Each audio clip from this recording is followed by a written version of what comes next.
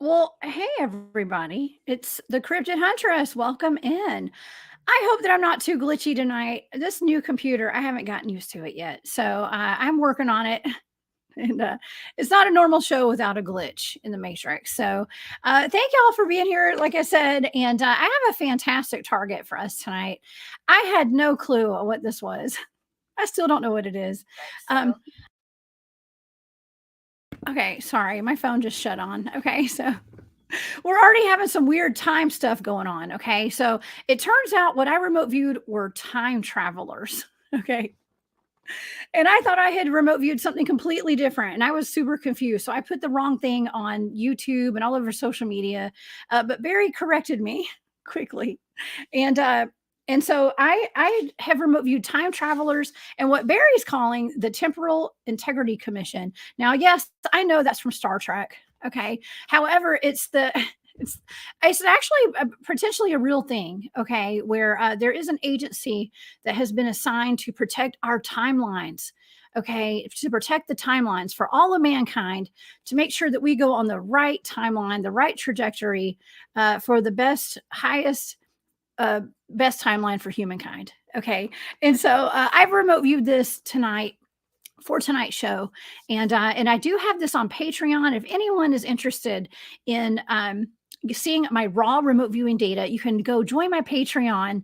That's the Cryptid Huntress over on Patreon. I so appreciate all of my Patreon members. If you haven't sent me your address and you're a VIP member, please send me that because I've got some things to mail out.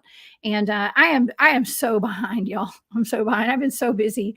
I apologize, but I'm going to have all that out to you guys soon. It is the first of the month, so it's time. Okay. Well, if you guys would like to follow all of my shows and everything I'm doing, y'all please go. Just find it all at thecryptidhuntress.com. That's the easiest place. You can find all of my shows there, all of my events. We just had the most fantastic conference with the Journey to Truth in Grafton, Illinois. My guest tonight, Barry Littleton, and I presented there. And so shout out to all the people in the audience, in the live chat tonight that were there at the Journey to Truth conference with us or got a live pass. It was awesome. And also I was in space out. I was spaced out in Las Vegas. I just got back from Las Vegas, Nevada with the Spaced Out Radio fan party as well. And a shout out to everybody, especially all of my moderators that showed up, like Susie B. She was there. And we had a blast in Las Vegas. I got to interview Jim Goodall, Les Velez, Javier Morales, and also John Ramirez. It was fantastic there too. Okay, if you guys would like to support what I do, you can always go to my shop. That's War Woman Goods on Etsy. Now, the last conference that I have, I may be speaking at the one in North Carolina, but I don't have the Bigfoot conference. I don't have information on that yet, but I am definitely speaking and presenting at the second annual Dogman Conference by Paranormal Roundtable. That's in Fort Worth, Texas, Labor Day weekend, September 1st through the 3rd. It's on the ticker. You guys meet me there. Okay. I would love to see y'all. All right. Let's get to our show tonight because I did 2 targets for this. And I still don't know exactly what it is. So I'm going to let Barry Littleton explain this to us tonight. Barry is my good friend, my fellow researcher. He is an amazing researcher of all things paranormal. He's a contactee and experiencer when it comes to ET. And yeah, just an all-around amazing human. Okay, so without further ado, let's welcome Barry Littleton to the show tonight. Hey, Barry, you are muted. There we go. Well, thanks. Greetings. Oh, how's it going? You know, I will say that It's hard to believe it's already been a week since we returned Right? from that conference, JRT. And that's the 13th conference that I presented at and been a part of. And I think that was maybe the best, definitely one of the best, maybe the best one. It was really, really good. I mean, it was a high vibration audience. It was really a lot of geniuses that were in the whole crew. It was really an interesting deal. The presenters were good. Right. The presentations were great. And I thought that the layout of the whole thing was done really well. I really take my hat off to Tyler and Aaron. They did a really good job. So it's quite enjoyable. Did. Do you know what I liked about it? It was not a gigantic, I mean, it was a big conference, but we ate together, we communed together, like we just were all in the same room together. The conference wasn't spread out like speakers speaking at two separate speakers speaking at the same time. And I'm not a big because we want to go and we want to experience everyone. And every ticket was a VIP ticket. I mean, you can't beat that. Yeah. I can't tell you, I didn't have a single minute to even catch my breath that whole week because we were just constantly talking to everybody. One thing is that, excuse me, I've noticed some of these conferences, they get very cliquey. You know what I mean? You've got people that don't talk to other people, and especially amongst speakers, they don't talk to the audience enough. They don't, the interaction isn't high. This was a very high interaction conference, and nobody was being really cliquey. You know what I mean? Everybody had time to talk to everybody. Yeah. There's a couple of people I try to talk to that wind up running out of time, or you don't catch them again or something like that. But it was really, really a different type of a vibration. So I like that. And I have great appreciation for that. It made me realize that between that and you, that I've been actually, between what I do during the day, I've been a bit stressed out. I realized that it was a chance just to relax a little bit and just chill out. And as you said, not be stiff. You and my brother both have called me a stiff. Interesting. You're not a stiff. You're not at all. You were. We had a really good time. It was so good getting to hang out with you one-on-one, face-to-face, live and direct. It was good, and I think everybody enjoyed our presentation. It was a pleasure. It really was, and I appreciate you being there and everybody. And I was honored to be a part of that event. It was really cool. Yeah. Well. Okay, so we had remote viewers there, and other people. Is that what they were? What? No, I'm just kidding. I will stop. Go ahead. I will stop. Well, you know what? That brings up an interesting point. Let's just go ahead and put it out there. Okay, let's do it. I know I didn't want to do this. I didn't want to do this, but you did. Okay, I got to do it now. Yeah, I realized that a lot of people who are. My head's tingling. It's probably like, don't say this. I learned that not a lot of people have been actually really trained in remote viewing. Okay, I learned that quickly. I didn't realize that. I thought that everyone that's remote viewing is actually trained like I was in remote viewing, and I found out that I don't think a whole lot of people are. So that was interesting. I was pretty shocked at that. I'm not saying they're not remote viewers. I'm just saying it was just weird that like I thought that a remote viewer was someone who had been trained like in the methods that I was trained in. Since you can't say it, I will. All right. Don't say names, please. I don't ever do that. I don't ever do that. I wasn't gonna do that anyway. I don't need to do that. Are we feeling the tea tonight? The thing is that I've noticed this for several years, and I was waiting for you to catch on to it, that several individuals that publicly claim to be these great remote viewers are not remote viewing. What they're doing is astral traveling, using psychic abilities. They're not using the mathematic system that you're using in these different systems that are used in remote viewing. And I mean, in that way, you're very modest, and you don't ever talk bad about people, but you're very advanced in this, and you don't give yourself enough credit. And you saw the other side of it this time. And I've been waiting for it. I sat there and watched you the whole time, and you were pretty much appalled and blown away. But it's been like that for a long time. I've tried to tell you, but you couldn't see it till you did now. So It's all good though. We all have something. We all have something to contribute. You know what I mean? So thank you, Barry. I appreciate that. I was just surprised. I was really looking forward to having conversations about the types of the modes of remote viewing some of these people were doing and stuff. And it is what it is. It is what it is. You can't do that when they don't know it. You can't do that when they don't know it. Yeah, it's okay. All right, let's move on. Okay. Yes, please. I'm already in hot water as it is. Move on. It was such a good time though. It really was. And yeah, and I'm just proud to be doing these shows with you, Barry, and really Well, putting thank some you. really good data out there. And that's the thing. I'm about data, and I know there some people are like, you're just about data. Well, that's what remote viewing is. It's data. You know, it's getting the data out there. Um, and we have a lot of it. Speaking of data, we have some interesting data tonight, Barry. And I would love for you to explain to me what this target was tonight. Okay. All right. This is a part of this alliance. Now you've already looked at this alliance, this extragalactic interdimensional cooperative alliance that I've dealt with. You've Yes. looked at that. This is an aspect of this alliance. Okay. And I stole that name from like the Time Cop and Star Trek, the uh, Temporal Integrity Commission. That's what they call the officers there. But Okay. I think that's in reality what they are, and I'm not surprised that some government branch has used that name too now. But what this comes from is from my earliest experiences. Okay, I'd have an experiencer with a doppelganger that already gave me interest in time research and time science anyway. All right, but this has to do with one of my first contact experiences.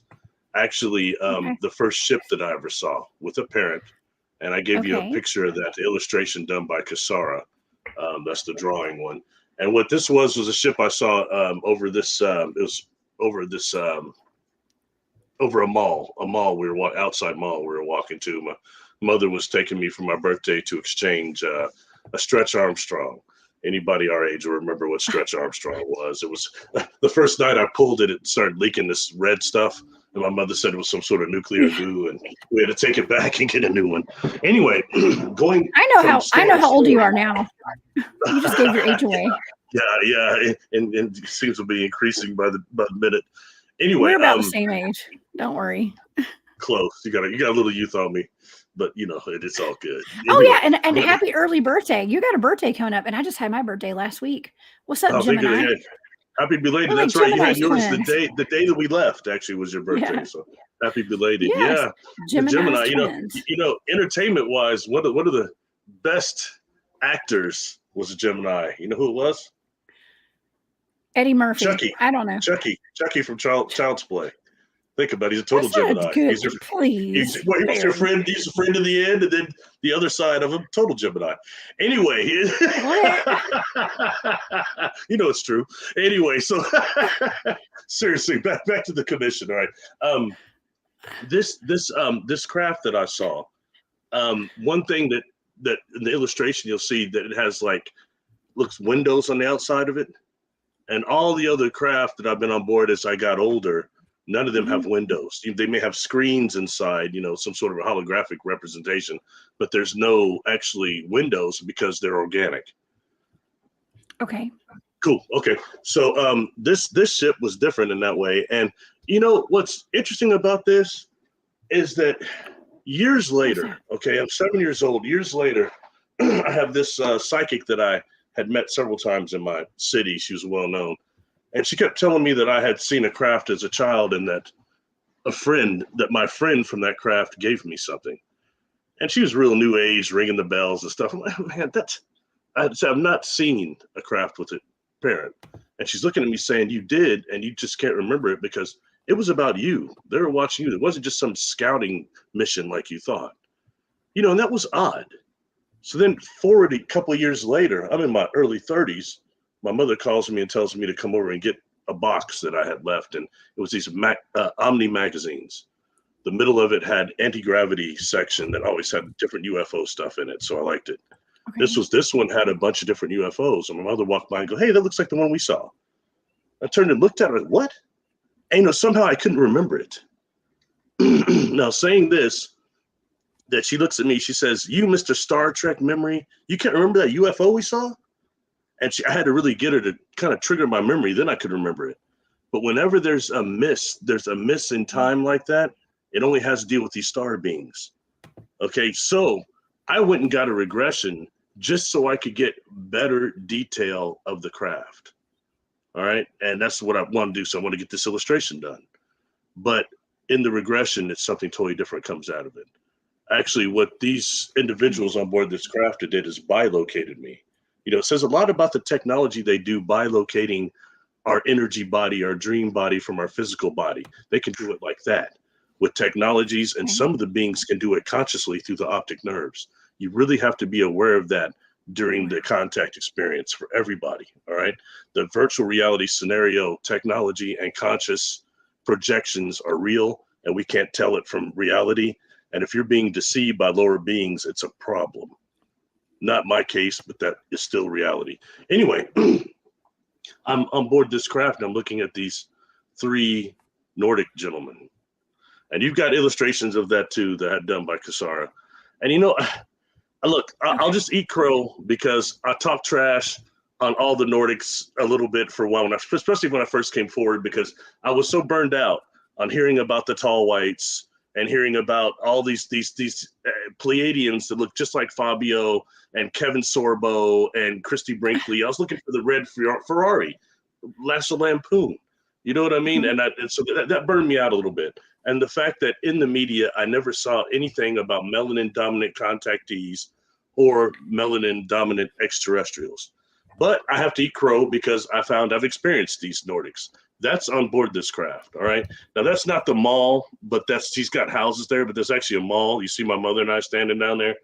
And I was looking at these 3 gentlemen and looking at my mother. And first, this was a metal wall. And the gentleman standing up, he waves his arm, and suddenly it's transparent. I can see almost through part of the ground there. I mean, it's completely see-through. And this gentleman is in my mind telling me telepathically his name is Alex, A-L with an apostrophe L-E-X. Okay. And the gentleman sitting down never actually said anything. And what's interesting about these gentlemen sitting down, they didn't look like identical twins to him, but they looked like they could be fraternal twins or something odd. They had these boxes that were really big that had these wires that went from back to the front that were on their chests. And I mean, and these uniforms were tight. I mean, Christopher Reeve as Superman, it's that type of tight, Spider-Man tight. You know what I mean? I like it. I think they look good. I'm just saying. And something about Alex there, okay? Alex had what I would call, what they call a mullet. And like, it looked about like the way Hasselhoff wore his hair like the 3rd season of Knight Rider. It was a mullet like that. It's like Morgan Wallen. You know what I'm saying? I like that. I don't know if you know who that is. He's a country singer. No. I don't mind a mullet these days, as long as, you know, as long sure as you got on a tight suit. I guess tight suits and mullets. I've had it with the skinny jeans and that whole era. I love it. That stuff needs to go out. The skinny jeans, the floods. No, can't take it. done. Terrible deal. And have you seen the red boots people are wearing? I posted that on Facebook. They have to get them cut off when they get sued on like the Astro Boy boots. That's ridiculous. That is so weird. It is so weird. Sorry, we're supposed to be talking about time travel. You got me. We're talking about time. Before we go on, Bigfoot Michigan Rob, thank you so much for that super chat. They're so sweet. I appreciate you. Bigfoot Rob, what's up? Hey Rob. Okay. So you saw these guys in a craft from across the way in a shopping center. They were in the air. Okay. Yeah. Okay. Now, fast forwarding this, like later that year, I'm with my mother, and my mother was an antique collector. All right. And she would go, it's stressing me out to talk about it right now. She would go junking. And when she would go junking, it was very not fun. I mean, it was just boring. You know what I mean? But she went to this one shop, and it was an antique shop. But I mean, in the back, there's like these books, and also like a waterfall in this jar. And in the waterfall was this rock. It was like a river stone. And this river stone favored a stone that I was watching on the TV show called Under the Mountain on Nickelodeon. It came on right after You Can't Do That on television when they pour the green slime on people. Yeah, you get slimed. Yeah, it came on after that. And what that was, this gentleman named Mr. Jones was actually extraterrestrial that had come to Earth from another galaxy to fight these symbiotic mud creatures, worm creatures called the Wilberforce. But he brought these rocks that were telepathic, and more than that, they were weapons of some type. And he needed the twins to use it. So this looked like those rocks from that. So I kind of wanted it, but it was in this waterfall jar thing. And this guy comes out from the back, and I thought he worked there, but no, I see he probably didn't, but he knew the people. That's him. And he walks up and he comes up to me and he says, "Young man, do you think these rocks are metamorphic by nature?" And I was like, "Yeah, but it needs to be like Bill Bixby and Lou Ferrigno. It needs to be immediate." I remember he started laughing, saying it doesn't work like that. It takes millions of years. And we started talking science. And he gets in that thing and gives me this rock. And he says, "I'm going to give this to you, but I want you to fill this out." And he gives me this card. And he says, "It's free. Just fill it out." And then when I'm leaving, he's like, "You should take that stone, and it's special, and put it under your pillow and dream with it." And this is the stone right here. Everybody was upset that I didn't bring it to Wait, let me take this off. Yeah, Let's it's see. just a You river actually stone. have it today? Yeah.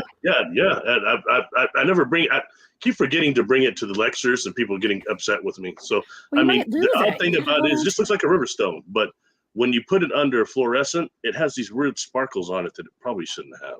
But anyway, that's the stone. I remember when I got in the car, my mother was like, "Oh, that white man was very taken by you." I was like, "I don't care, man. I just want this rock," you know. But the truth is, the card he gave me was for the Mineral and Gem Society from my state, and I didn't know how closely that was going to be affiliated with the deal. If you want to show that picture of the craft, the reason why I think, okay, and what I'm saying this about this gentleman Alex, he represents something. So I want to bring this correlation to how you actually put up the wrong word earlier. This You one? said the word charters. Yeah, that's it. That's it. Yeah, okay. And the other pictures I have are just a ship from Mexico that looks similar to it. But that's the one that's done for me by Kasara. Yeah, there you go. Yeah, that looks quite similar to it also. Okay. So something about this is that I believe that, okay, every 7 years for lifetime contactees like myself, and, you know, when I first came forward on that slime Australian guy's TV show, excuse me, I had mentioned the charters, and I got so many emails and responses from that than almost anything else I talked about. You know, anyway, these charters, they seem to show up every 7 years for those of us that are lifetime contactees. All right. And when I say they show up, these are like humanoids. And the thing that, you know, there's nothing about them that would say, "Hey," you know, you look at them and say, "Hey, are you an extraterrestrial?" It's not like that. They look like people, but they have got this energy. If you feel energy, an energy that pushes you, and not in a way that somebody that like has erratic ADHD type energy, something like that, not like that. It's more advanced. It pushes you.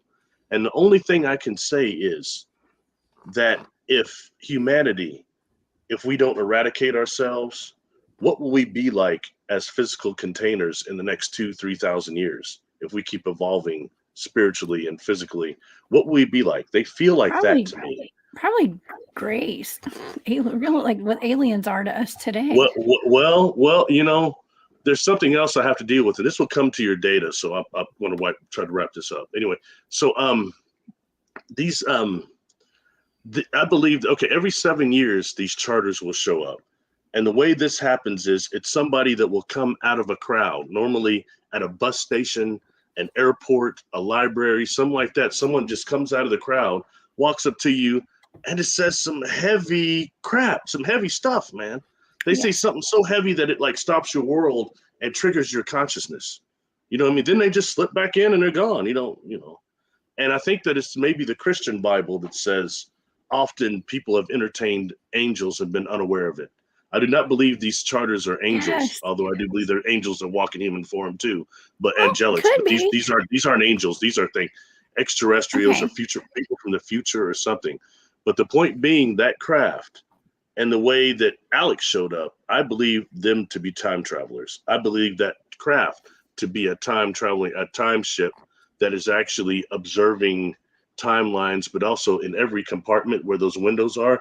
I think you maybe have different types of beings from that alliance in there. Probably not all humanoid. I can't prove that, but that's what I think. Okay, so that's this alliance and what they're going in, dealing with time. And the historians, to me, with the equipment I saw, that thing I'm looking through looked amazingly like it could have been used as what we call the etheric chronovisor. Those that are familiar with that. Like at the Vatican. The Vatican, y'all. And the Project Looking Glass. Okay. This is interesting. And I'm going to tell you how we put this in motion. Like, as a team doing our boots on the ground research. This past weekend in the meadow, we were dealing with time travel stuff out there and timeline stuff. And it was not all the team, just me and two of the new people that came out with us. I spent an entire night standing in the spot where the portal opened in the meadow. And we were doing having some very interesting conversations right there that night about time travel. So this is interesting that you gave me this target, Barry. I wasn't expecting this. I heard a woman's voice yell out time travel from across the way about 4 or 5 years ago.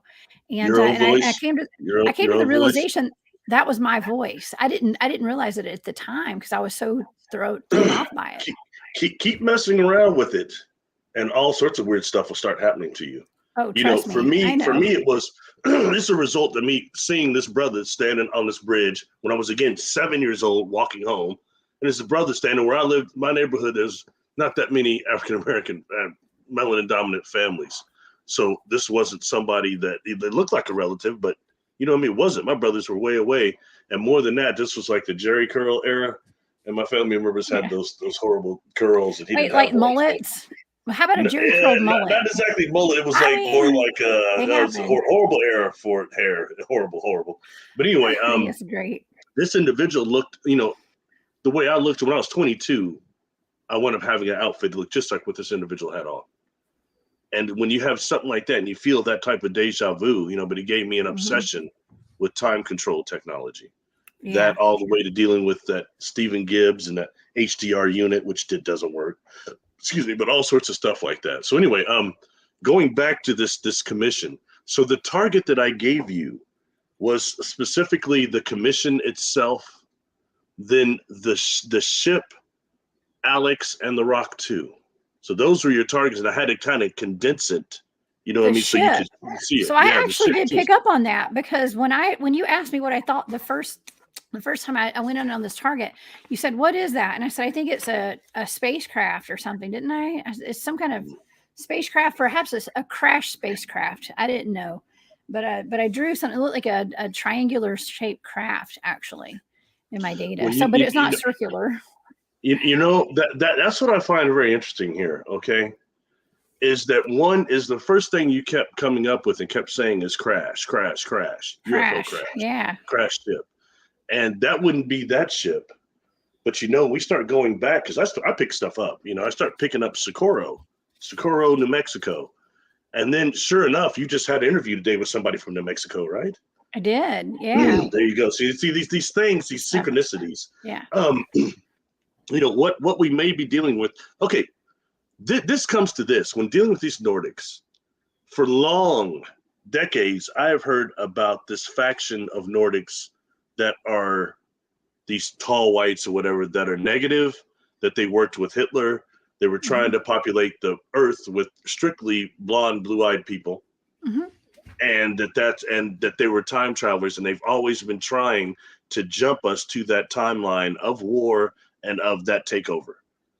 Okay, and I've heard that for a long time. And so in that way, amongst the melanin dominant population, contactees, the tall whites have a very bad reputation, okay?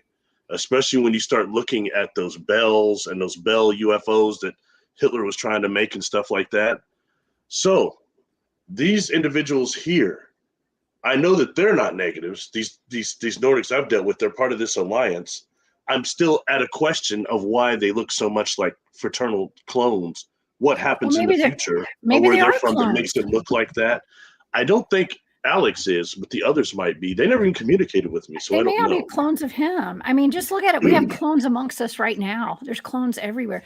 Before we go further, I want to thank Aussie Sue for that super chat. Thank you, Aussie Sue. Barry and I both appreciate you. I like her. Favorite name for Australians, Sue. Great. Right. Something to take into contemplation. All right.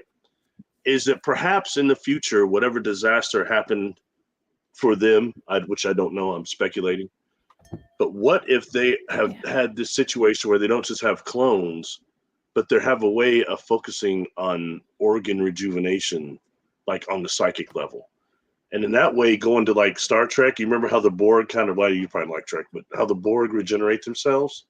I'm wondering if it's not Okay. something similar that is the next step that's after we start giving organs to each other, through 3D printing. I Yeah. think we're Well, right but at that point for that right now.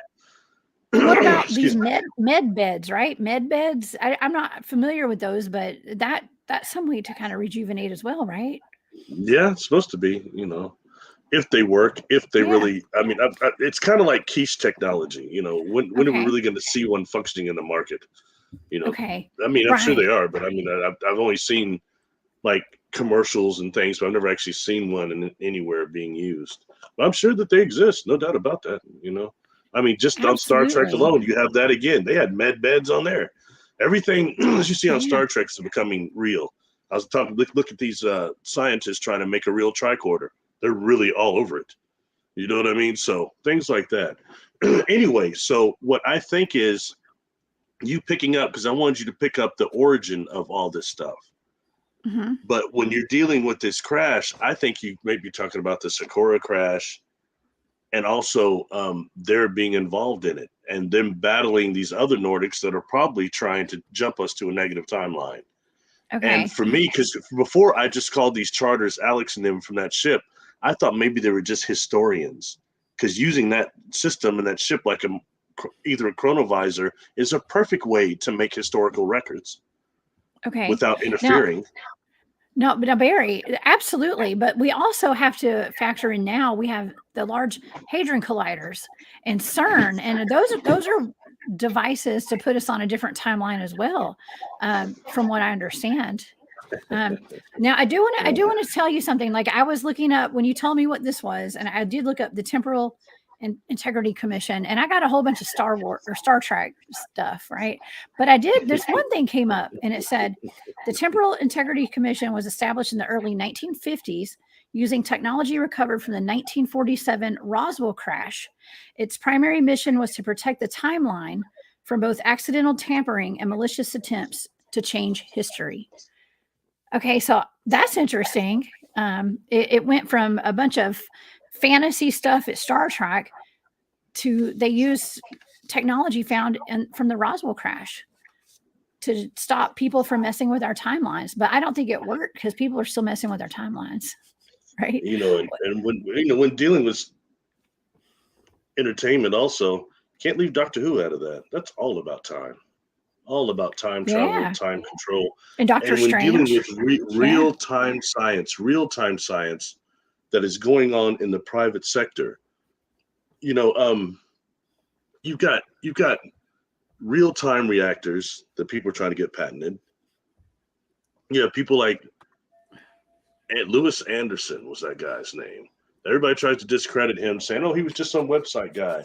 He offered so much on time science I heard nobody else talking about. You know what I mean? And then he just Yeah. kind of disappeared. But there's little things like that we have to look at. I met this lady that we spoke with, oh, Desiree Foley, and Oh she's yeah. quite interesting. I talked with her for probably over 2 hours on one of those nights, and she just sent me one of her presentations. I'll probably put it up on. I'm gonna do a video about the conference, and I'll probably put a link to it. But it was her presentation in Disclosure 2020, and it was what she's claiming is really, really heavy. And I saw some people didn't like it, but talking about these type of different programs and this different network of computer mind interfaces that is allowing people to be hearing the sound of God, the voice of God, and all that stuff. Hmm. And I haven't had experiences like that, but where we went in terms of secret space program people and have been involved with that or think they have, it's very interesting, and I think it was a good chance for us to kind of blend things together, because I represent positive experiences, and I've not been in Me Lab, I've not been in any of that stuff, but there's so many people that have, and I've had clients that are not into the space stuff at all. They're yoga people or whatever, but they're not into the space thing, the extraterrestrial thing. But it comes out in these regressions. You know, Big Brother interfering with their lives, interfering with their parents, their grandparents, been going on. And that's a trip. So I Yeah. have to acknowledge that to all the people that have been through that kind of trauma. I have not, but my heart goes out to those that have. But I do Yes. not believe they're the Absolutely. majority. I believe the majority have had contact like myself. Yeah, well, I mean, even my great grandmother and my great aunt had a possible abduction experience in the 1980s, driving down a road in North Georgia. So it happens and it runs through family lines, apparently. Now, let's get to the data a little bit, Barry, because like I said, I didn't know what this was at all, and I'm getting a lot of interesting information. And what I'll do is I'll just breeze through a whole bunch of this, all of it, and then we can kind of discuss it because I did get crash. I was getting like crash. I was thinking this might be like a UFO crash of some sort, and it was interesting that I found this about the Temporal Integrity Commission saying that they had retrieved some technology from the Roswell crash. Okay. And I was seeing a crashed UFO kind of thing, a vessel, a vehicle is what I wrote in my data. There was some sort of vessel or vehicle that had crashed. Okay. So perhaps this is real. It must be like I don't know how I would have gotten data from nothing. So okay. So I was seeing something that was very disruptive. I kept telling you it was something disruptive, and I couldn't figure out what this was. Something very disruptive. I wasn't trying to figure it out. When you're remote viewing, you don't try to figure things out. You just write down the data, okay? But I'll tell you some of my AOL. This is like me trying to make sense of what my sensory data was. I was getting the flat earthers are going to love this because I got flat Earth, okay? And I don't remember ever getting that in my data. So flat Earth. I know, Barry. Okay. I was getting something that went for a distance, something that was unsolvable, a black hole, something like a void something in a very remote location. But there was some kind of program that was being done. I started peacocking on my words like Keller, Kipler, Kelly, Killer, that kind of stuff happens when you're remote viewing. But it's something to do with gravity. And anti-gravity, okay, a device that has anti-gravity propulsion, and something about a mid-air collision or midair, okay. But I was seeing a UFO or a craft, okay, and there was a crash site, okay. There was a clear crash site. There was a crash and a crash site in my first data. Now that's not my sensory data, okay. That was my AOL, my analytic overlay that I just gave you guys. And it's not even all of it. There's some of it. So that was interesting. When I first finished that target and you asked me what I thought it was, I said it was definitely a UFO crash. Okay. And you guys, y'all know when I remote view, I have a set of 8 numbers. Okay. 8 numbers. That's all I have. Okay. Okay, so I think you kind of reconfigured the target a little bit and gave me some new numbers to go back in and look again. And so I did. I went in and I saw I still was getting dark. There's like a dark void of some sort. Something was floating and very delicate. I wrote down Mothman. Okay, I was seeing like a bunch of like Mini-Men or Minute-Men, stuff like that.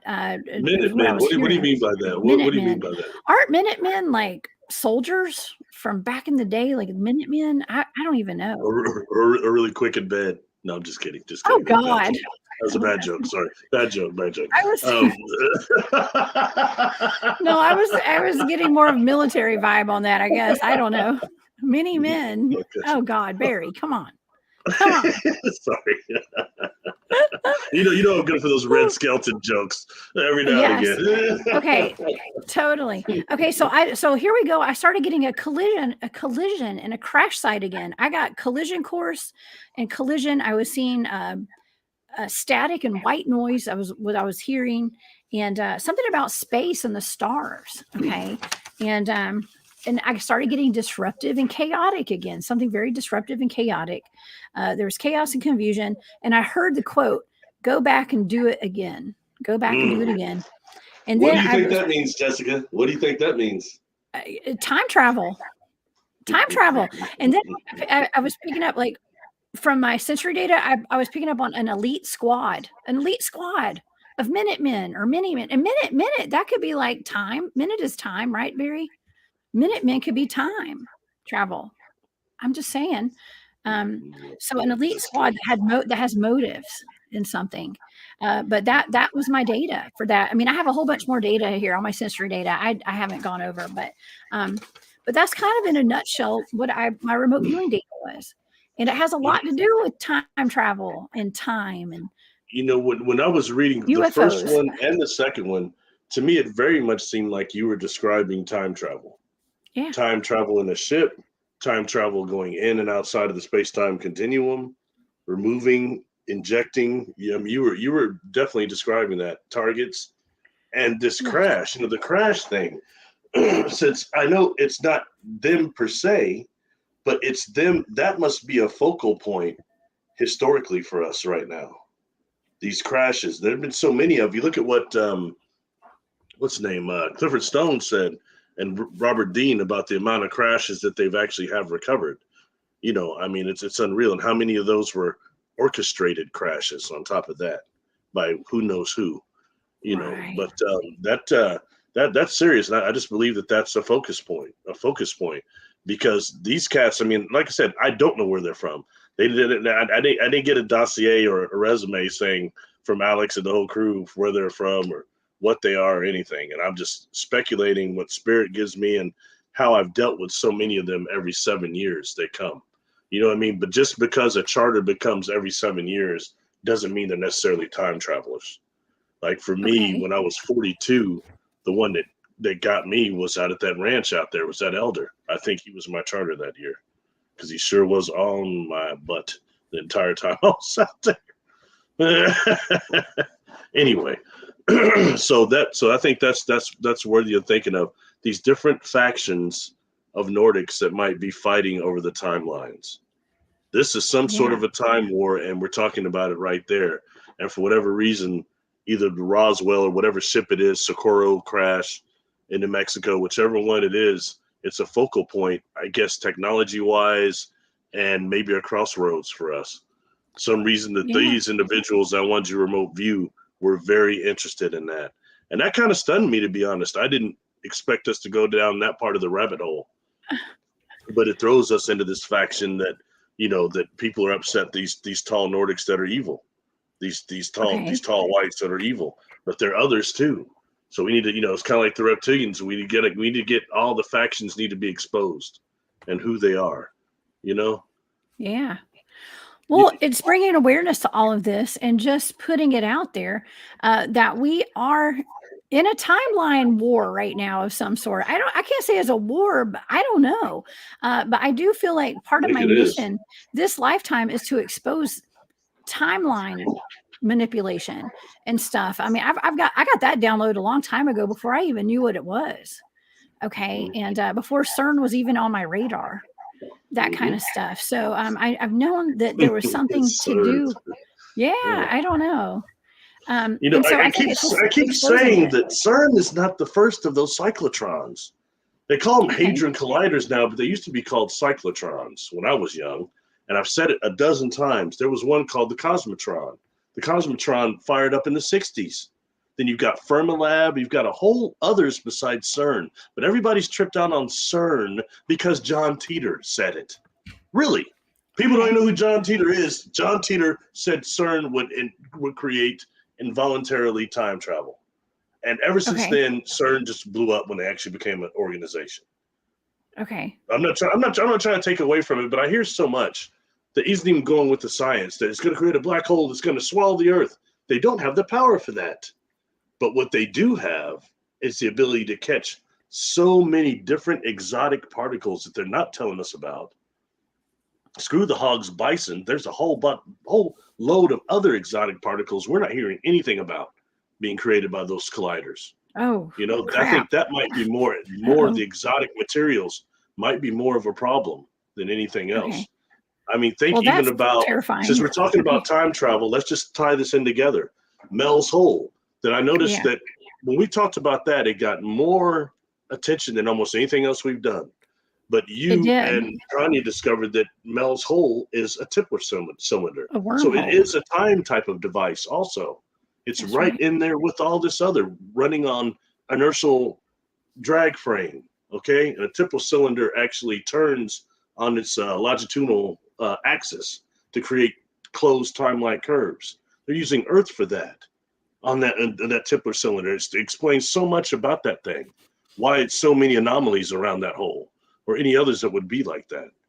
Yeah. But that there again, it goes back into time control technology. Yeah. And I mean Absolutely. that's Yeah. Susie B, thank you for that super sticker. It was so fun hanging out with you in Vegas, by the way. I'm so glad to see you here. Thank you. God, everybody's hanging in Vegas. You came all charged up from Vegas. I'm like, I man, did. I hit the did. blackjack I'm all table, what? refreshed. And I won a little bit of money at the blackjack table. I didn't know how to play blackjack, but I learned real quick. So, yeah. So we've got some comments about the Minutemen too. Minutemen bridge civilian action in physics, science, and the arts. We've got, but thank you, Channel Warhorse. And Ben Jenkins in the chat. He says Minutemen are the names of our top intercontinental ballistic missiles that we have here in the United States. So interesting, very interesting.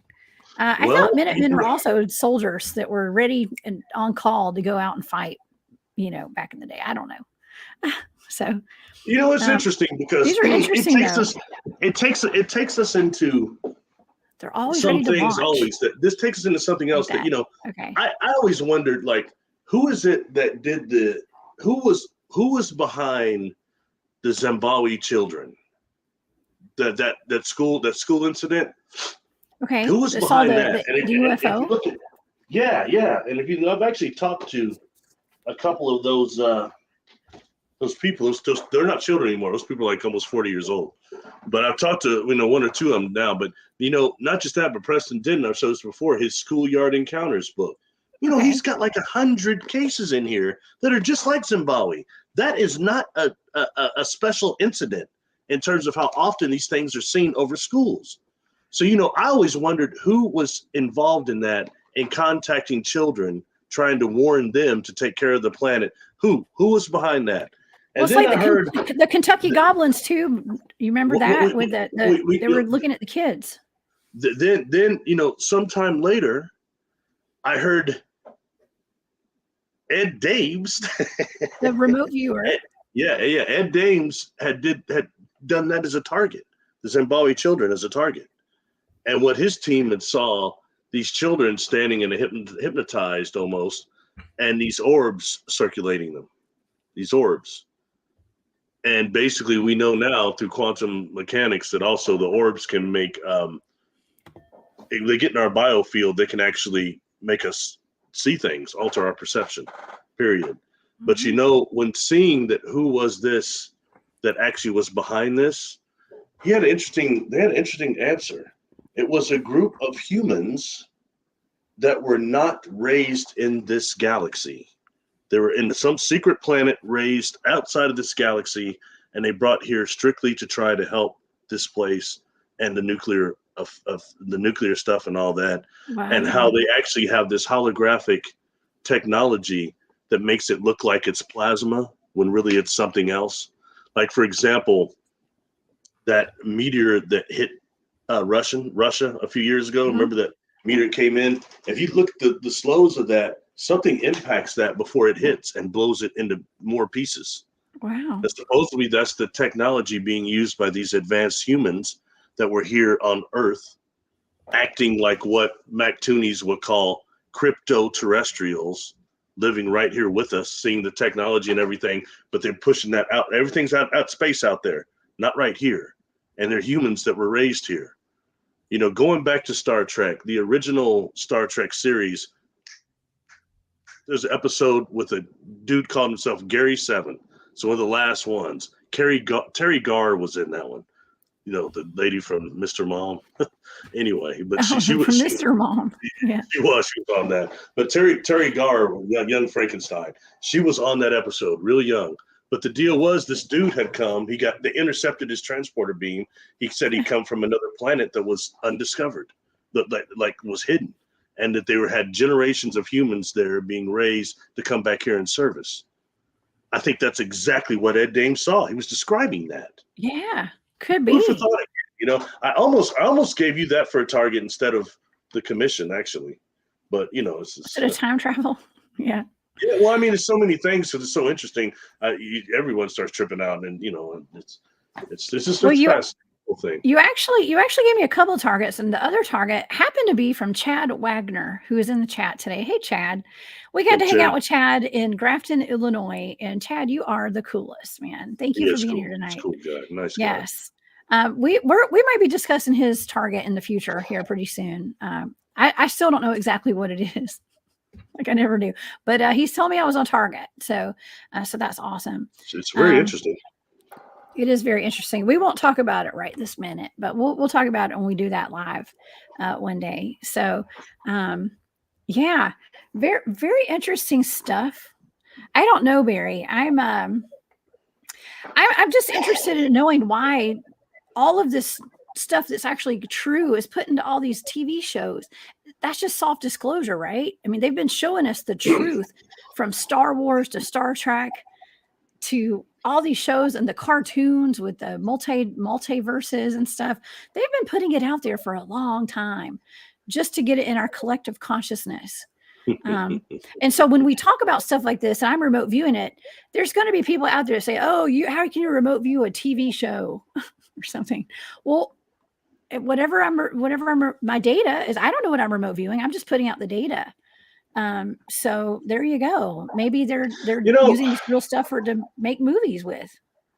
I'm tempted to just bring something up here that's a little off from this, but why not? This is the Jessica's show. We don't have to stay on the same topic the whole time. We're running out of time. I just want to bring this up because I do these past life regressions. I do several different modalities of hypnosis. All right, including several different modalities of hypnotic or past life regressions. One that I've become especially interested in is the lives between lives. And it's interesting how often I'll have to use that modality just to remove trauma from people's organs. All right. I had a client just a few days ago, since this return from this bliss we were at. Everything was great about that trip except those buffalo gnats. Those things were bad. I still got bites from that. Oh, those mosquitoes. Yeah, biting through clothes, man. Anyway, black flies is their scientific name, but they're calling them buffalo gnats up there. Anyway, okay. This regression, all right, and what comes, I'm trying to remove trauma from the clients, actually find out the base of what is this, like their throat and their shoulder and stuff. And this goes back to them being this soldier that I think I talked about. And I even found their obituary and put it on Facebook. You can't make that stuff up. But then they talked about this life before that one that they had. It was a respite. They've always been a warrior in each lifetime here, but this time they're getting burned out. This was a time to just chill and have a peaceful life. And they described a long life in this temple that looked similar. I mean, it may have been a pyramid, it might not have been, but it was on not just a grid point, it was on a ley line just outside of Egypt. They said that there's a ley line out there this thing was on, and this pyramid had advanced technology that was used to coordinate magnetically the grids for Earth and keep it also in sound check, is what they were saying. I mean, this is fascinating. What people are calling a past life. Yeah, well, sound is in sound. Frequencies. I think, frequencies. Yeah, keeping everything. Yeah. Are they working to undo HARP? What they're doing? Just asking. Yeah, Jessica, this would have been probably BC. Oh, this is BC. I'm sorry. I wasn't following that. This wasn't any kind of, yeah. This is a lifetime they had lifetimes ago, all right? Oops. So point being, all right, but this That's place. What I get for looking at chat. Sorry. Sorry, what? Go ahead. Go ahead. You cracking a joke. I like jokes. No. What I said, that's what I get for following the chat, not listening all the way. I'm sorry. I can't look over there because I'll forget what I'm talking about. I've already done it twice. So I'm handling it. I can't do it. I mean, it's cool audience though. Your audience is the best. So I don't mean to be like that. But anyway, so listen, this place, and what this individual is describing being is like a Benai or maybe an Essene, something like that, okay, of that order. And then they start talking about these extraterrestrials who are walking around in this place. And they're tall whites, okay? So, they're deep. So I asked, I said, what other extraterrestrials are there? Are they all only tall whites? And then they say, no, there's the other one that this is all about, the one that's being hidden. I was like, well, what color are they? They're black, but they're reptilian, but not reptilian that we know. And then they start saying this reptilian is from outside the universe. Okay. And they're even before time, and they're being hidden out because they're what we would call the Messiah type. And as long as he is here on Earth, it stops negative, evil extraterrestrial forces from coming to Earth, period. Ooh. His presence does that. Okay. But he has to be hidden. And I mean, I had this individual go in so much description of this individual who would always only stay in certain rooms and keep this hood on and what they actually look like. As yet, they've not been able to find a reptilian that even looks like this. Okay. And it was melanin dominant. And I just found this fascinating. Okay. Okay. Just the things you hear people say they've experienced in another life. Just throwing it out there. Okay. And I mean, because so often we hear so much about the reptilians, and what Ray Hernandez found out goes against what we all hear all the time through the media. But when I hear something about like that, I was like, what? The first thing when they're saying it's a reptilian, I was like, oh, it must be negative, but it's not. It's something different going on. And think about that. So, there used to be talk of certain gurus who stayed in mountains in India just meditating to help keep the frequency of Earth together. And now we're talking about some type of an extra universal being that has taken humanoid form and is here pushing negative forces away from Earth. Well, would that be considered an angel of some sort? I mean, there are some beings that are here. Some people are here, especially the light beings, the light workers even, that are here to bring in the light codes and anchor that stuff down, and just to be. Just their presence all over the world in these grids. You hear about the star seeds and things like that. Just being here just to be. And just to have their energy at certain places. And there's, like I said, they're in like a grid all over the planet. And keep in mind, the giant praying mantis, how much they look similar to the green reaper in some instances. Ooh. But when you get the bigger mantises, they tell that something you hear a lot through different contactees. They say the same thing, that they're actually life carriers, is what the Aranta book would call it. That they actually provide germplasm for different solar systems and different galaxies. I mean, that's pretty heavy, and we don't know what all forms evolution-wise a life carrier might have. Is one of them a mantis type of shape? And it's interesting when you start putting the hood over the praying mantis, how similar they look to the green reaper. Just saying. Well, I've seen one personally up close, within feet of me. So, and it did look like the Grim Reaper, and it took a while for me to realize what I was looking at. And so, yeah, it definitely was a praying mantis type right in front of me. So I've seen it, and I didn't feel scared or upset or anything. I was very indifferent to the whole experience.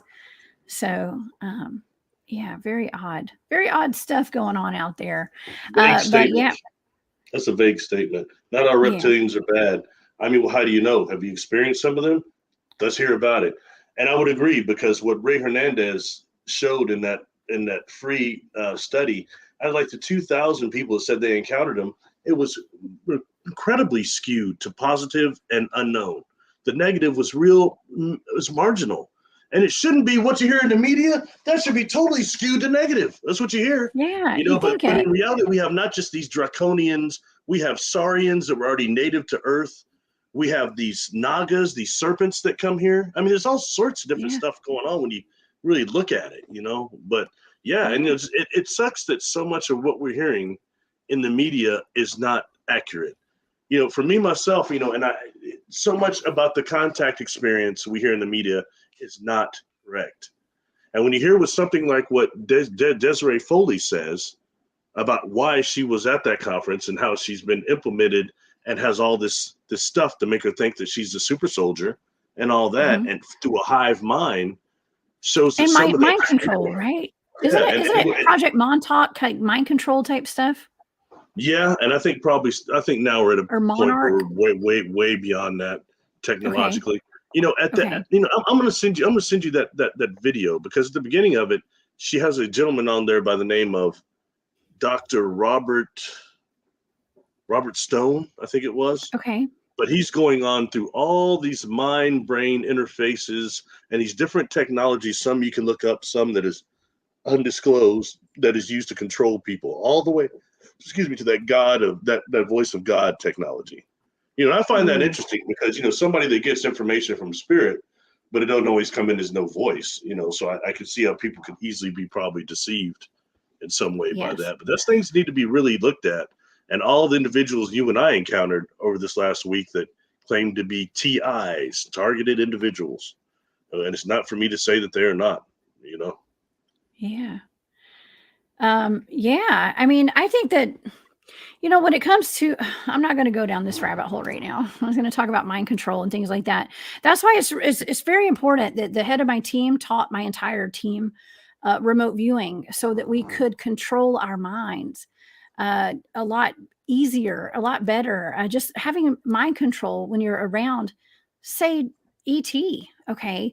I've experienced firsthand when I see one and I'm immediately put to sleep. Okay. Imagine if you could stop that somehow. Okay. It's just food for thought, Barry. It's food for thought. Um, and you know, yeah. it shows that being in their presence, either their technology or their biofield itself, Hmm. induces us into immediate alpha, into beta, and deeper, puts us asleep. I mean, Yeah. that's it's very interesting. And then you have the others, the beings I've encountered, that their biofield seems to trigger some type of Shakti pat, like a Kundalini release. And you get Yes. it's almost like getting high when you're around them. You're like, oh, you get all charged up. You know what I mean? Then when they're gone, they're not in your face anymore. You're not in their biofield. You start going, what happened? What? Who was I just talking to? I was Yeah. interacting with something, but who? What?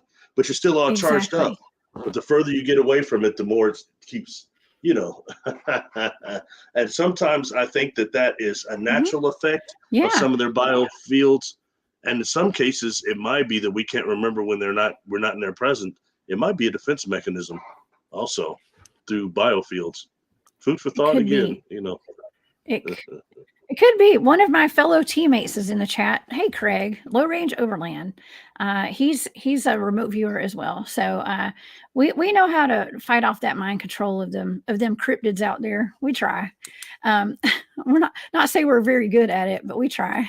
So How do you um, stop the infrasound if they hit you with some infrasound? How do you stop that? I mean, you don't. I don't know. I hadn't mastered that. I didn't say infrasound. I'm just kidding. I know you can. I'm not I'm just sure. I messing just put with on the full armor of you. God, Barry. Okay. Whatever Right on. happens, I can dig happens. that. I can dig that. I can dig that. Yeah, but it's all about time manipulation. Is even when meeting all the secret space program guys and the women as well at the conference at Journey to Truth this past week, um, talking about them getting taken and used as slaves basically for 20 years, and then as children, and then live a life as an adult, go well into their 30s or 30 years old, and then waking up one morning and they're a kid again in their bed, living life over again. And that's wild to me. But that would be time edits, time manipulation right there.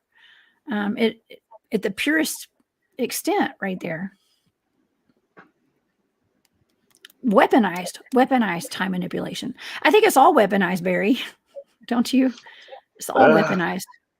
well, If people are getting put in slavery over it like that, I and mean, if that's what's going on, you mentioned Star Wars, and when you really look at uh-huh, that and look at what they say about the quote unquote empire, that's about exactly what we got going on here.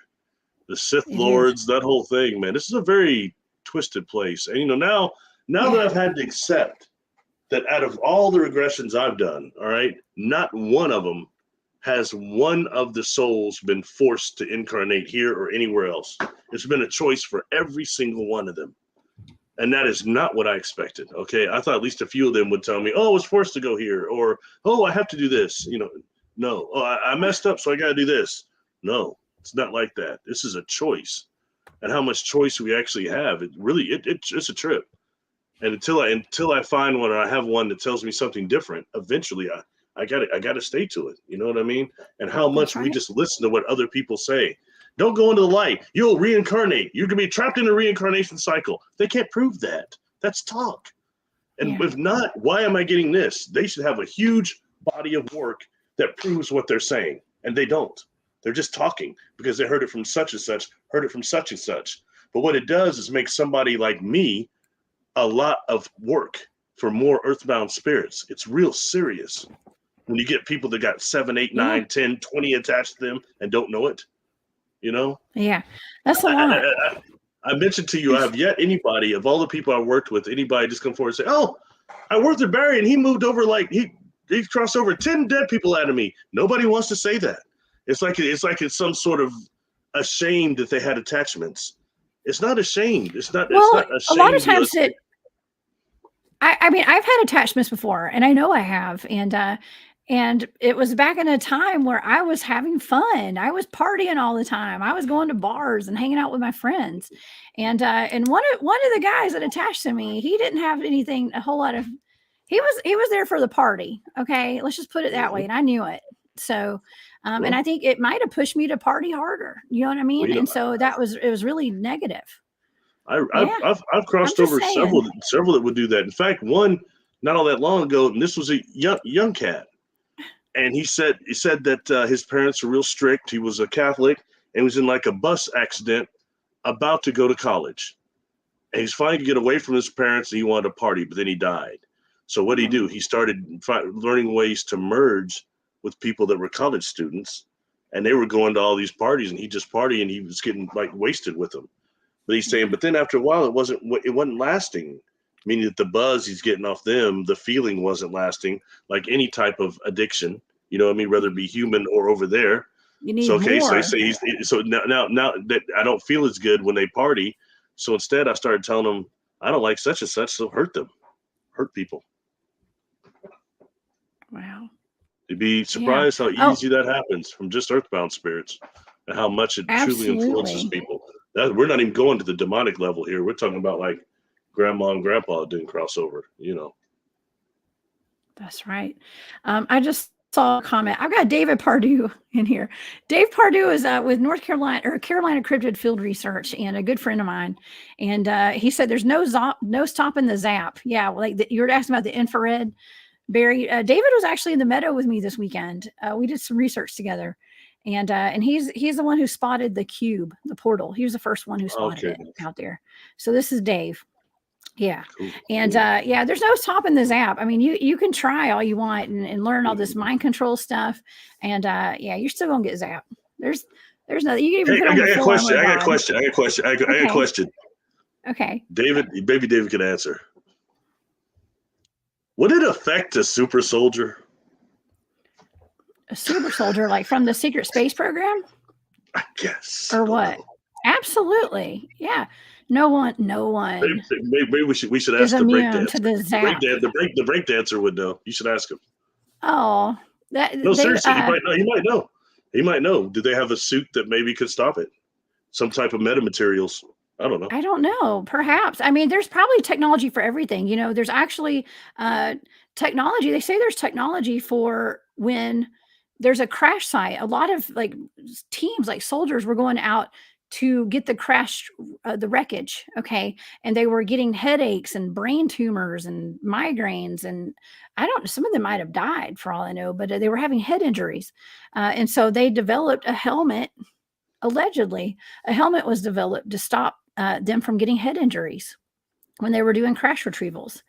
Okay. Now I wasn't there, so I don't know for sure, but that's what I've heard. Tell you, I myself was exposed to some type of a helmet on a pure conscious craft. They call it a synaptic helmet.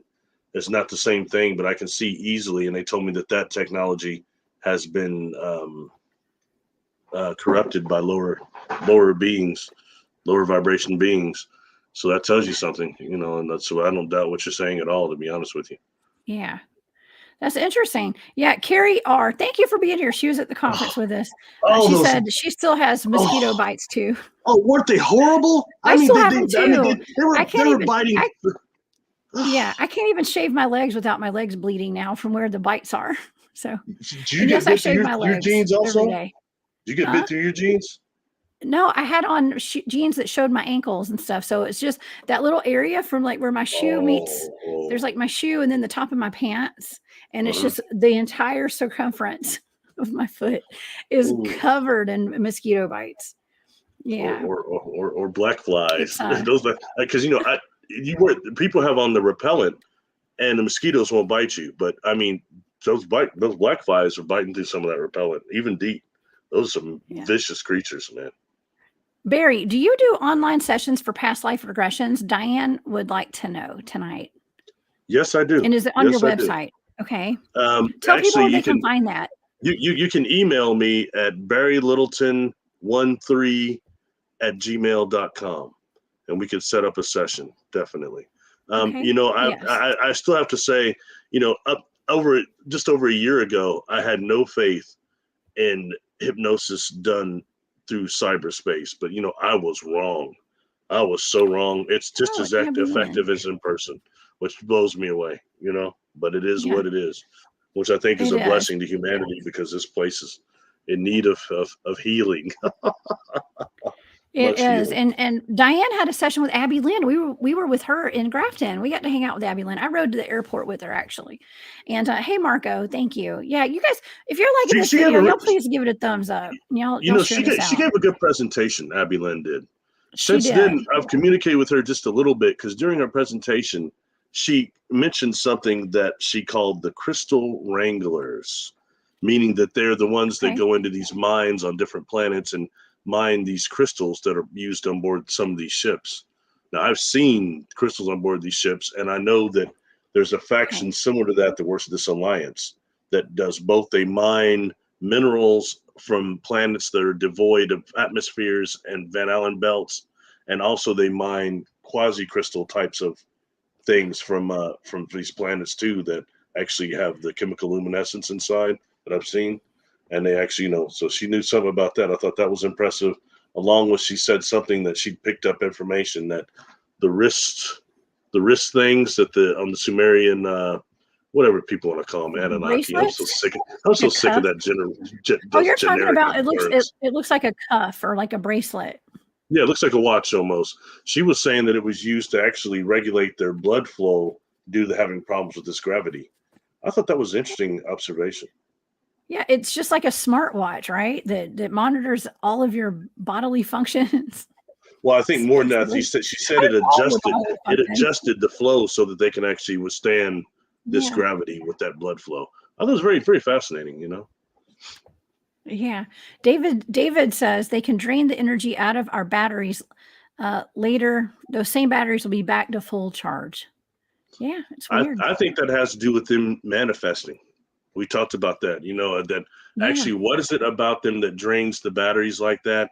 And also that when they manifest out of a tree, that it drains the tree the same way it drains the And battery. it kills So the they can only use tree. so many times they can do that with a tree.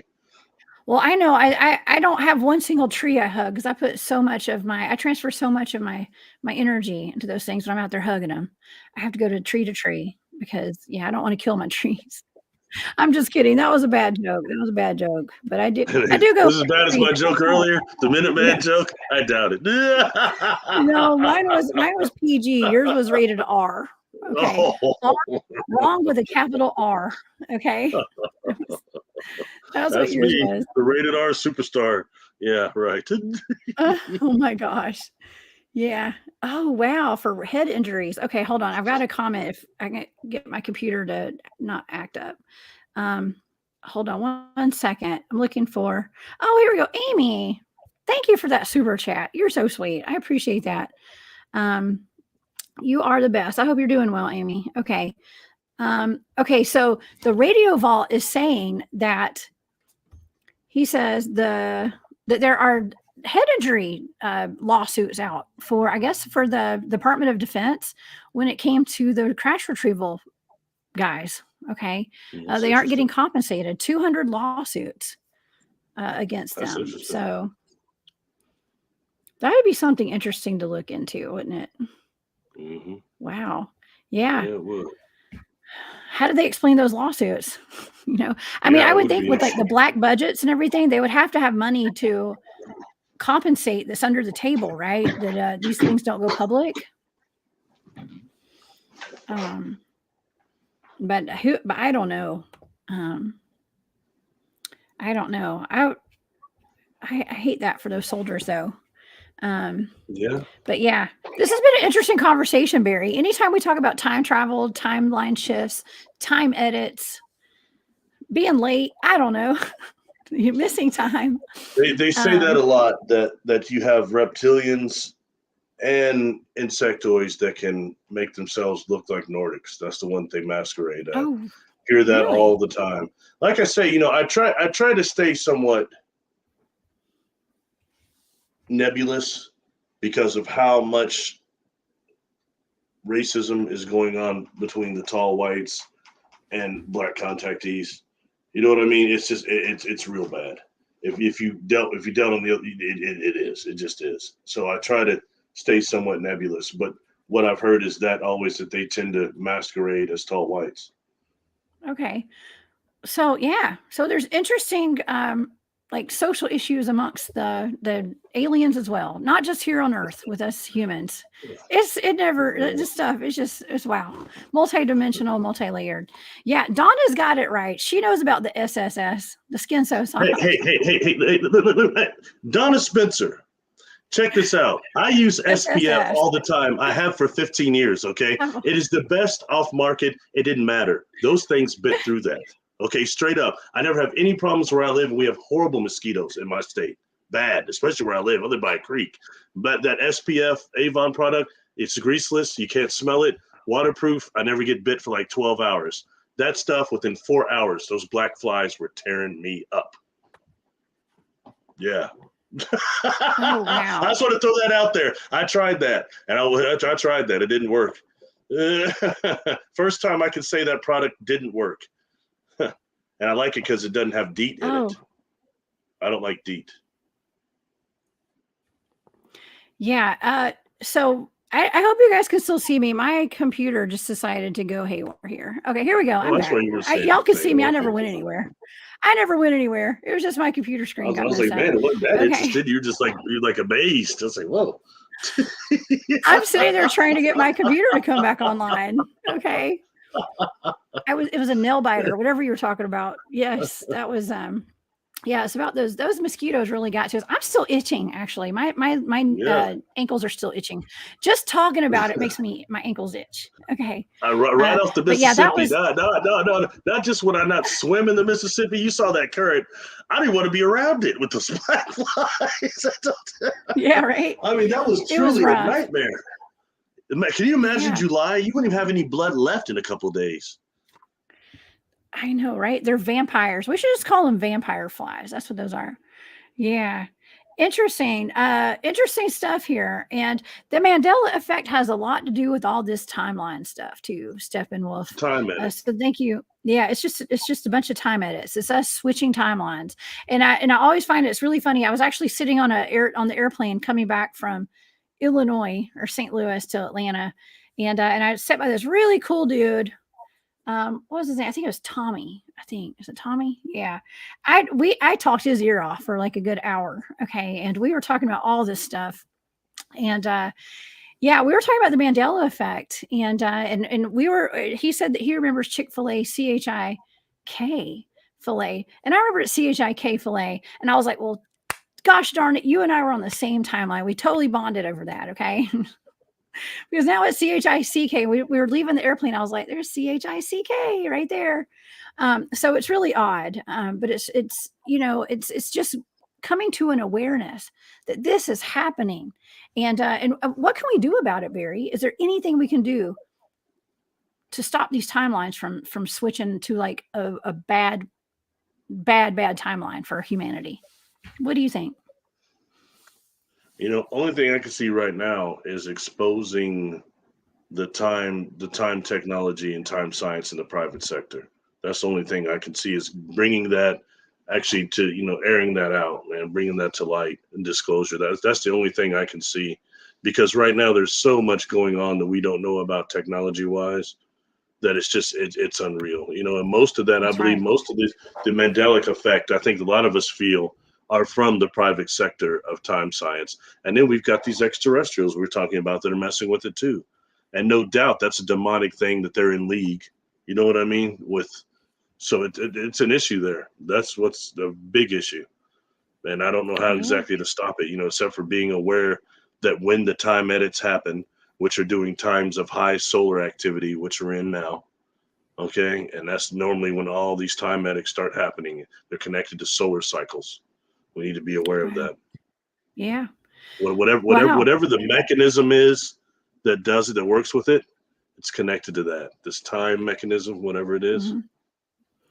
Well, I mean, places like the Vatican have technology in their basement, right? I mean, this chronovisor, they can see into the future. We've had Project Pegasus, allegedly, where kids were sent back in time to give messages to our presidents like Lincoln and JFK.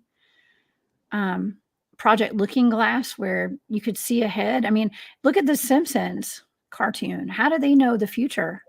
How do all their cartoons line up with future events? Yeah, it makes you wonder. I mean, I think all the big corporations. Were we talking about Max Headroom earlier? Yeah, I did.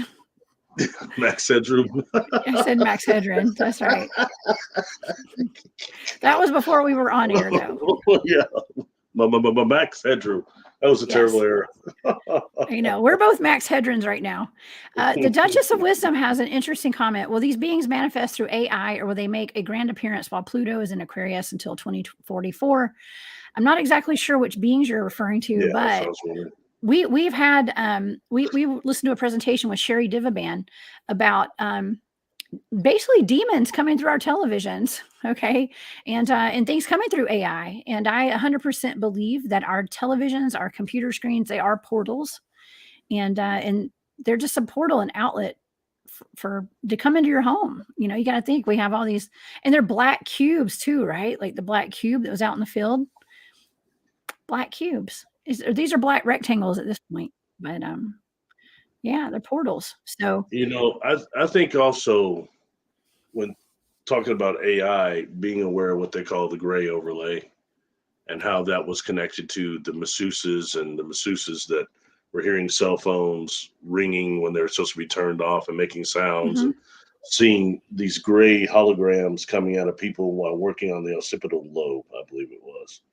That's that was a thing was being seen, and there was some sort of a connection between the holographic gray overlay and the cell phone. So food for thought. That's a perfect way to infiltrate this place. Is right now, about a year ago, I was hanging out with a friend, and they challenged me to see how many people walk by. We're in a public place, people walking by. How many people to find like 3 people that weren't looking at their cell phones? 7 and under doesn't 7 years and under doesn't count. So I sat there. One guy walked by. He has his arm around his girlfriend. Man, he's walking. I said, "Just one. I get one." He walks by. Jessica, he gets right where I am, and he drops that arm and reaches his pocket. I said, "Oh no!" So I lost all the way. I couldn't even find one adult not looking down at their phone. But was his girlfriend on her phone? That's the question. Was she on her phone? No, I think she was eating cotton candy or something. Yeah. I don't know. It's just the state of the world these days. It's the way things are. So we just have to be aware of it and try to limit our screen time. So, and I know that's difficult. So yeah, it's very dangerous. So. Oh, see, see that I just saw a comment. That's why I'm looking over there. That just made me itch. It says, Miss Sue, black flies are tiny, go right through netting and screens and bite like HE double hockey sticks. That is about the most accurate statement I've ever seen. And they are little. I kept saying because that guy, what was it? Blondes and Brews, or what's her name? Blondes Krista. and Brews. Yeah, real nice. Krista, she's in the chat. Hey, yeah. Her husband. He's the one that told me after he got done asking about why, if the secret space program is secret, does anybody know about it? I thought he was great. He kept making me laugh. But he's the one that told me about the buffalo gnats. I'd never even heard that term before. So I had to Google it, and it came up as black flies. Wow. Oh man, Well, I'll never forget that. I mean, if you go down to HE double hockey sticks, that has to be one of the soldiers down there. Black flies. They must be all over the place in they hell. must be. Susie B, I'm saying extra prayers for you today. It says that something's going on. Or if you're in the hospital for a possible stroke, I am just sending super extra prayers for you today, and hope sorry, that definitely, that you are many healing up healings. quick. She said there's 9 other strokes for sure. The nurse says it's weird today, so that's it's very odd. Oh my gosh. Well, our prayers are going out to you today, and I love Susie to death. We got to She's hang nice. out She's in nice. Vegas. I wish you Yes, good healing and well. absolutely. Yeah. Well, okay. Well, Barry, I guess it's time. I'm going to say time. It's about time for us to reel it in a little bit. And I really loved this show today. Thank you so much for giving me these targets. I thought it was super interesting. I don't know. It just lines up with what we talked about when we were out in the Journey to Truth conference with a lot of this time can stuff. I say something? Yes. You just put that up. Renee, check it out. When you're out there camping, especially if it's not like a conference going on, maybe late at night, see if you hear this. It's like a chanting, okay? And when I say that, it's like it'll come in your mind a little, and it'll sound like a cross between Gregorian chant and like kind of Native American dance music. Just pay attention, like maybe around 3-4 a.m. See if you hear something like that.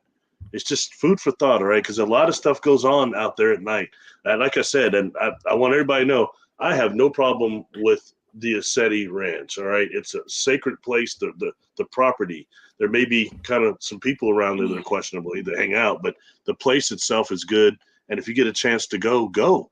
It'll give you a chance to, the third night, you'll get to chase off some of your trauma and stuff. It's really a trip out there. So I envy you. Check it out. Definitely enjoy yourself, Renee. That's awesome. And thank you, Renee. That was very sweet of you. Keep watching the shows. We're here putting out some pretty good information. Mr. Barry Littleton and I over here, we're having a really good time doing it. So hey, do we address the target enough? I think so. Yeah. Okay. I think so. I mean, it was time travelers. I mean, but I was coming up, but it was also this Temporal Integrity Commission. I came up immediately with crashed UFOs and things like that. So, yeah, man. I mean, it makes sense that those are focal points. We know that. I mean, we kind of knew that, but I mean, that just confirms it, or how serious they really are. Now we know that there's not just government people swarming them. They're also extraterrestrials, time travelers, and before and after, probably. It's like, man, wow. Every time we go through these, it takes me deeper into the rabbit hole than ever before. The only one that I got that's our job, answers on was Mel's Hole was about the only one, and the crop circle is about the only two we got definite answers on. Yeah, this is interesting. The Squatches are Indians. I've heard that. They say there are tribes. Yeah, and they also heard flute playing music recently in the research area. Oh, really? Hey, is that a SETI or is that with your group? I don't think that was at SETI, but I'm not sure. I'm not sure where Sovereign Cosmic Wildman is. So you can let us know, Wildman. Those nature spirits play flutes sometimes. The ones that are more corporeal, or the ones that they go by. They're called. On my YouTube channel, there's a video called "Secondary Midwayers." The Midwayers, but the Midwayers are kind of like a jinn type of being that's non-corporeal, can be partially corporeal, but they're known to like have these flute sounds. Like they're playing. It sounds like they're playing flutes. That's very interesting. Or the little people do that too, I hear. No, I don't know as much about that, but I've heard little people play flutes to try to get kids off the trail. Yeah, that's super. And probably to walk into portals and stuff, or to go pick berries or something. Well, speaking of little people, I have Fred Roll on my show on Saturday night at Spaced Out Radio up in Alaska. We're going to probably talk about little people a little bit that night. So I hope everybody will tune into that. And this has been absolutely awesome. Barry. Thank you so much for this Hey, thanks great for having me. target. This was really great. I'm curious, what did Fred Absolutely. Roll think about the Kustica and the swimming Sasquatch thing? He's an I don't know. expert on I'm that. going to talk to him about it. I haven't been able to talk to him since then. So we're going to talk Oh, about it cool. on Saturday. Yeah, I'll be sure to ask him. Cool. So, Thanks. yeah. Well, Barry, where can people find you? And what's your website? What's your YouTube channel? Down to the dubs. No, I'm just kidding. my website is barrylittleton.com. It kind of sucks. I never get on there, but it does have links to my other stuff on there. YouTube is a good place to find me under Barry Littleton. I'm also on Patreon and I'm on Facebook.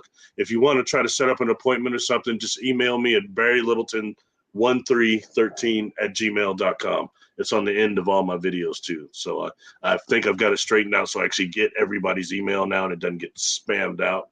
So it's Barry Littleton 13 at what? At Yahoo or Gmail? At gmail.com. Okay, I'm trying Barry to. Littleton13@gmail.com. Okay, I can't find the at button. Oh my God, I can't see.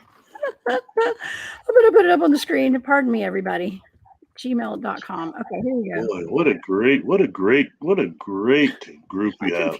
I'm sorry I didn't look at it. I'm sorry I didn't look in the chat too much because I'll start talking and getting all excited like the last time we did one of these, and I start losing track of what I'm saying. So yes. Well, y'all contact Barry Littleton right there. BarryLittleton13@gmail.com. Oh, thank you. If you'd like to get in touch with him. And yeah. All right. Thanks again, you guys. If you guys wanted to see my raw remote viewing data, go to my Patreon. It's a great way to support my show and what I'm doing. And just to have a little extra info over there on all the stuff that we are doing. You guys are the best. Thank you to all my moderators, for everybody who gave super chats tonight.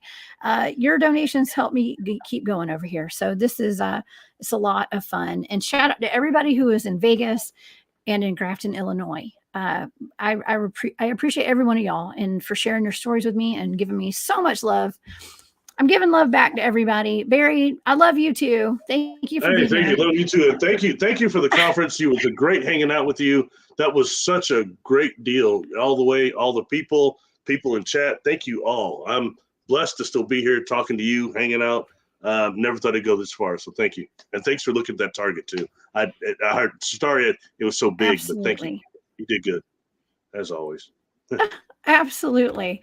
Okay, y'all. Well, I will see y'all Saturday night on Spaced Out Radio at 10 p.m. Eastern. Y'all have a great night. Bye.